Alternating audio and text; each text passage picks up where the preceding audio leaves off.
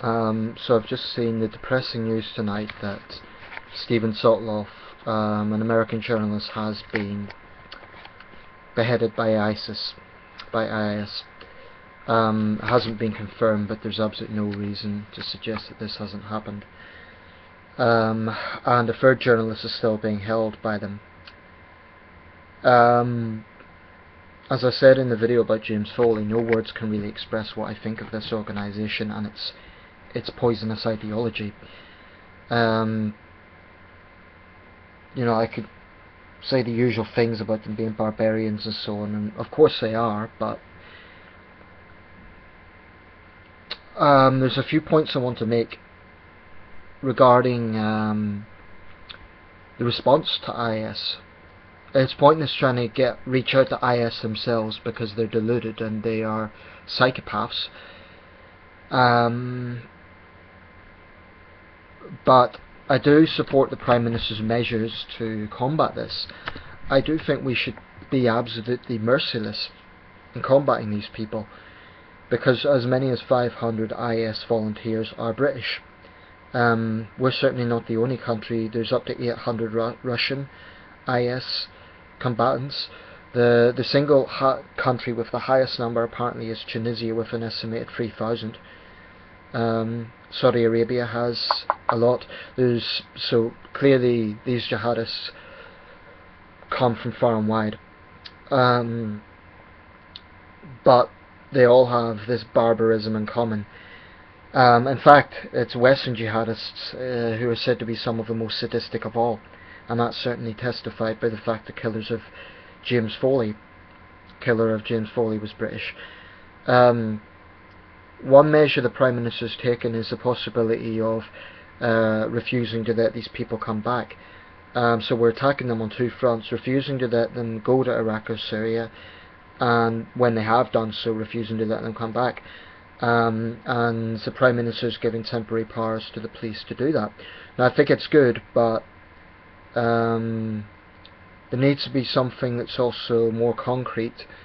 I mean, temporary is all very well, but this is an ideology that isn't going to be eradicated overnight. And one of them responded saying they didn't care because they weren't going to come back anyway.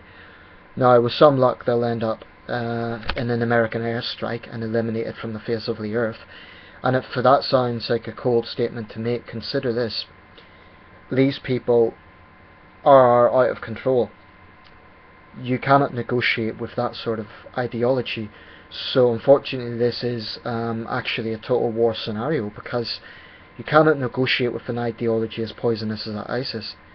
Because when they took Yazidi and Christian prisoners, their ultimatum was convert to Islam or die. That is their thinking. That's what they want. So I believe the only way to combat these people is either incarcerate them forever or kill them, quite frankly. I mean, like many people, I'm disgusted at the fact some of these jihadists are British. I feel a sense of guilt as a Briton that we have these people in our midst. They are a threat to everybody. They're a threat to non-Muslims, but they're actually a threat to Muslims as well, because they regard the majority of Muslims who don't share their ideology as apostates. I am pleased to see that British leading imams have declared a fatwa against them, and that is good, it's welcoming, but we need to look a bit deeper into this ideology, because I do believe that part of the problem is that their ideology itself isn't actually being combated. I mean, most sane people know that what they do is barbaric. We can see their actions are barbaric, but I think it's time that the Muslim community starts to wake up and realise that this is something that is a problem within their midst. It's no good just saying, oh, they aren't real Muslims, they're perverting Islam and so on, because if you look at what they're saying, several of the videos that have been released, they have been quoting verses from the Quran, and they've been doing that on their cyber accounts as well. The woman from London who boasted about being the first woman to behead somebody, or she wants to, a very sadistic sort of threat, She was quoting verses from the Quran, and so were others. So it's all very well for Muslims to say, "Oh, these people are nothing to do with us. They're not real Muslims. They are not Islam," and so on. But in the end of the day, what it comes down to is they are using the Quran. Now, with that said, it is also indisputable that within the Quran there are violent surahs. Surahs containing passages that preach hell, violence and damnation to non-believers. This is indisputable, and for far too long there has been a denial of this. There's been a reluctance to confront these intolerant surahs because I haven't read the Quran yet. I have a copy and I intend to read it at some point from cover to cover, but I suspect that whilst there's many redeeming surahs in the Quran that probably preach many great values about benevolence and so on, tolerance, etc., what these jihadists are clearly doing is picking and choosing from the Quran, but that is not the same as having nothing to do with it. So the point I'm making here is, it's all very well for Muslims to condemn them, and I welcome that, it's good, but they need to go further and actually recognise that this is a problem within the Muslim community. It's no good just saying these people are nothing to do with Islam, because that doesn't actually help the security services take on the threat. Also, it's not so. I mean, whilst I respect these imams for speaking out, and the fatwa is significant, at the same time, it's a bit like someone made this analogy today in one of the columns in a newspaper. Imams condemning IS is a bit like Catholic priests condemning the IRA. In other words, they don't care. They couldn't care less about this fatwa. Probably given half a chance, they would kill these older men if they had a chance as well. They're sadistic thugs who don't care about anyone but themselves. But that doesn't change the fact that they are taking surahs from the Quran and interpreting it dogmatically. Now, like I said, I've got a copy of the Quran, and it is indisputable that there are very questionable surahs in that. Now, no doubt people will tell me, "Oh, you're misreading it, you're misinterpreting it," but it's an English language version, it's been translated, and unless the translation is wrong, in which case that would be a printing issue, I would have thought, but unless that translation is wrong, then there is violent surahs in there. A bit like the Old Testament of the Bible. The Old Testament of the Bible is full of verses and books that would be absolutely an abomination in the modern world, that would be seen as the most barbaric form of human rights abuse as you can imagine. Well, the surahs of the Quran, there are some that could rival the Old Testament. So I believe there really needs to be a confrontation of that fact, because it's all very well saying these IS jihadists have nothing to do with Islam, but when it comes down to it, it is Islam they're using. They're not saying, "Oh, we're fighting in the name of Jehovah or in the name of Buddha." They're saying, "We're fighting in the name of Allah." Now, I know many Muslims watching this will be reactionary and thinking, "Oh, you're saying all Muslims are the same." No, please don't think that. I'm fully aware that the vast majority of Muslims have nothing to do with these people. I'm fully aware of that, and like I say, they're just as much a threat to Muslims as they are to anybody else. However, I do resent, and I think it is misguided, to pretend that there is no connection with Islam, because there blatantly is. When they use verses from the Quran, surahs from the Quran, to justify their behaviour, that is a big part of the problem. So maybe there's going to have to be some amendments to the Quran. If Islam as a religion is to move forward in the modern world, if it wants to survive in the modern world without being seen as barbaric, then it's going to have to change these surahs. Now, there's many good Muslim people out there who do charity work, who would absolutely abhor what ISIS are doing, who have some pretty progressive views on things, but when it comes down to it, and incidentally, I make the same statement about the Old Testament of the Bible. The Old Testament of the Bible is not relevant to today's world with some of the verses that are in it. Likewise, some of the surahs in the Quran are simply not relevant to today's world because they indicate something that is just intolerable. I should have got a copy beside me to make my point in this video, but there's plenty of other videos out there to show what I'm talking about. So just to conclude, I do welcome the fact that imams are condemning this, but I think the Muslim community has a bit of a chip on its shoulder.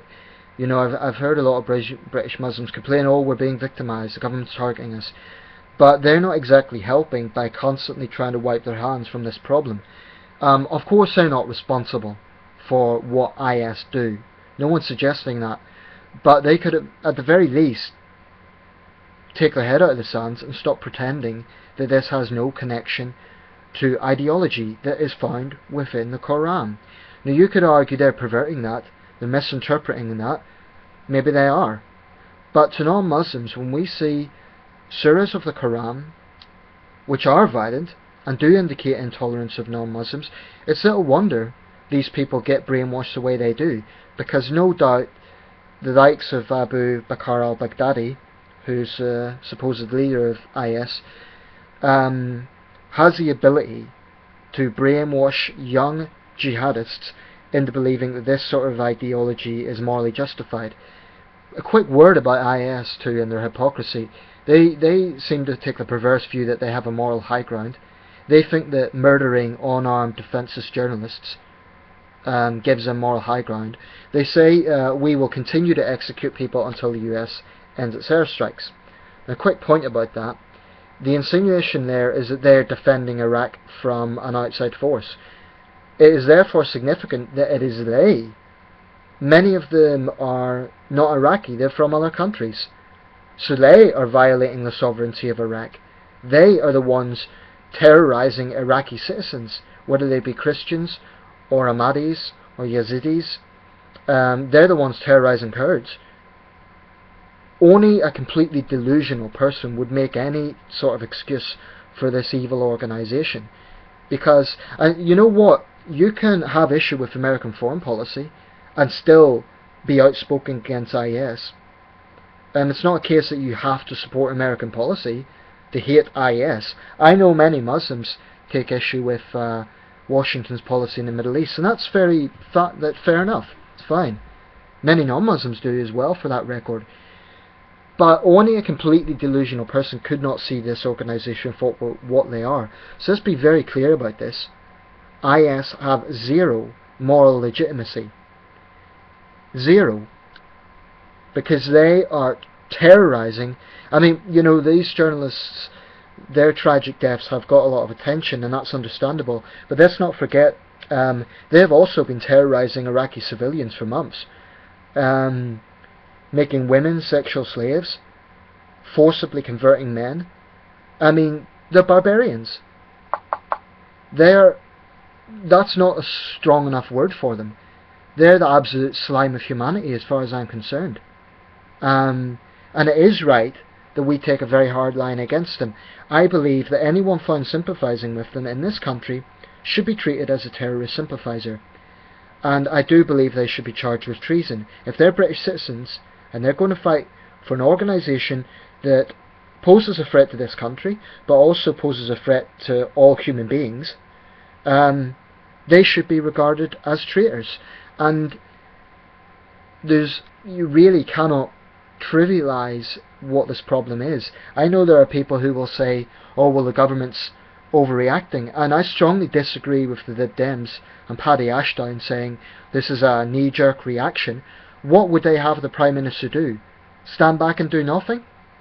I mean, that's why liberal thinking in this is just completely delusional.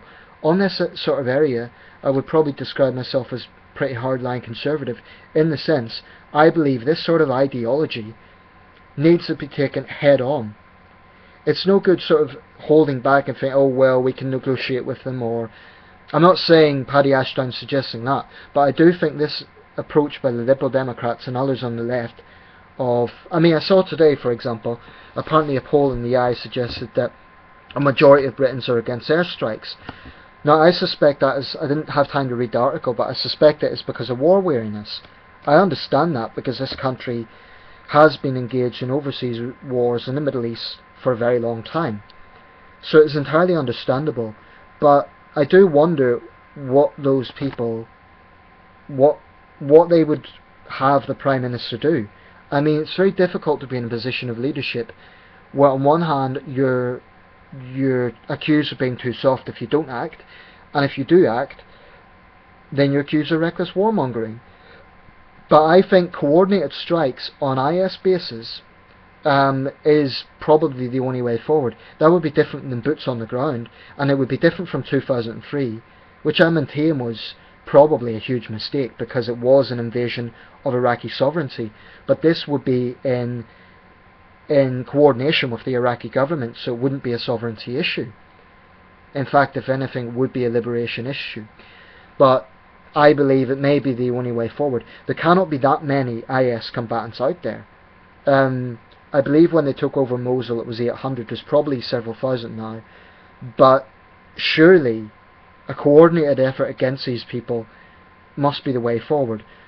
Now, given that Russia has jihadists out there as well, this may be one area Russia and the West can work together. Although because of Ukraine that's going to be very difficult. But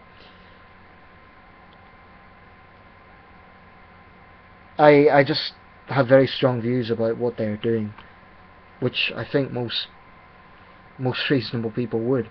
I mean, it is right, by the way, that CNN is focusing on Mr. Sotloff's life and not his barbaric execution. It is right that they focus on what his life was all about. This was a young man who, like James Foley, like all frontline journalists, risked their own lives to bring outside audiences news of the suffering of people in war zones, and every time I hear of this I'm horrified, but it also reminds me of just how much respect these people deserve. And the worst thing is that as I speak right now, that third journalist probably is fearing for his life. I believe he's a British man. I'm not sure what his name is, but he's a British journalist, and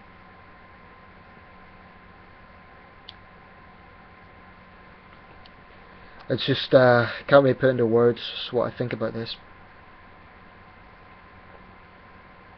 I just hope that they know that their death isn't ignored, that the world sees IS for what it is, but also these brave men and women for what they are. Decent human beings who are trying to bring awareness to the world's trouble spots. And their values soar above IS in terms of moral legitimacy. I'm going to leave it there because I'm just going to ramble on and on. My heart goes out to Stephen Sotloff's family tonight, and if it turns out that it was another British jihadist that done it, then as a Briton I feel ashamed. I really do.